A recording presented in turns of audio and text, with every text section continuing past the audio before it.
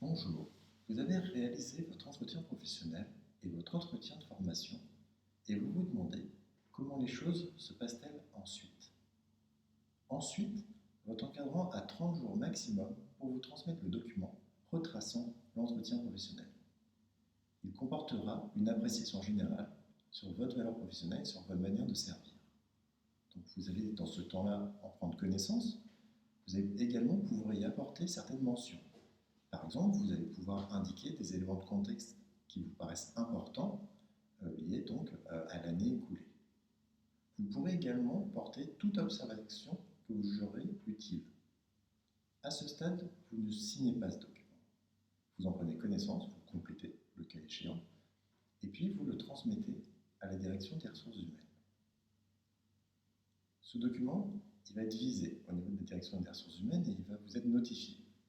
Et à ce stade, vous allez le signer pour attester que vous en avez pris connaissance, puis le retourner à la direction des ressources humaines. Et ce document, il va être versé à votre dossier professionnel. Ça ne veut pas dire que vous acceptez son contenu, ça veut dire que vous en prenez juste acte. Par ailleurs, vous pouvez contester le contenu de ce document. Et les voies de recours, elles figurent sur le document de compte rendu d'entretien professionnel. En premier lieu, si vous souhaitiez bien effectivement exercer ce recours, vous allez adresser votre demande selon le circuit suivant. Vous allez transmettre votre demande à la direction des ressources humaines dans le délai de 15 jours à compter du moment où on vous a notifié le compte rendu d'entretien professionnel. C'est-à-dire à partir du moment où vous avez eu le retour de ce document signé, visé au niveau de la direction des ressources humaines. Vous allez donc faire votre demande, la direction a 15 jours pour répondre à cette demande. Soit elle y réserve une suite favorable et modifie le contenu de l'entretien, du compte rendu, soit elle ne donne pas suite. Dans ce cas-là, vous avez un délai d'1 mois pour saisir la commission administrative paritaire qui est compétente pour votre grade. À l'issue, un avis sera rendu par cette commission et une décision prise par la direction. Par ailleurs, il reste toujours les possibilités traditionnelles de recours contre une décision de l'administration, donc auprès du tribunal administratif.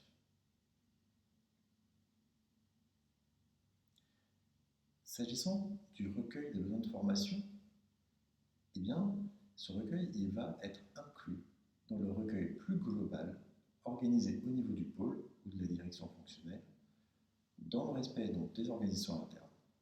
Le plan de formation de l'établissement sera établi au regard de ce recueil, des priorités définies au sein du pôle, au sein de l'établissement, et puis des ressources disponibles. Les représentants des pôles et des directions, ainsi que les représentants du personnel, sont associés à ces démarches. Les membres du comité technique d'établissement se prononcent tous les ans sur son contenu. Enfin, il est important de noter que le contenu des comptes rendus d'entretien professionnel fait l'objet d'un examen par la DRH pour déterminer la valeur professionnelle et l'évaluation des acquis de l'expérience professionnelle de chaque agent. C'est en effet un critère qui est essentiel pour la prise en compte des avancements de grade. En 2021, nous restons dans le cadre d'un dispositif intermédiaire, en conservant notamment le recours à la note administrative de 2020 pour établir les avancements de grade.